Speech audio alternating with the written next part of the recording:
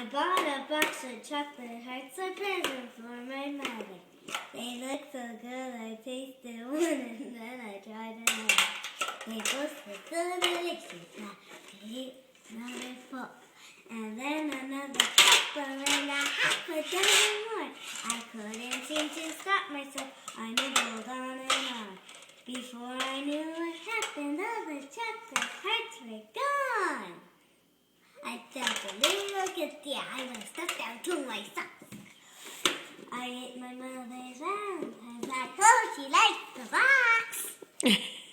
That's all that there is. Don't talk like a baby. Say Happy Valentine's Day. Happy Valentine's Day. Oh, you want the box of chocolate hearts? There's still some.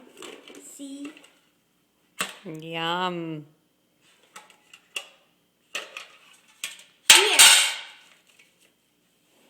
Thank you.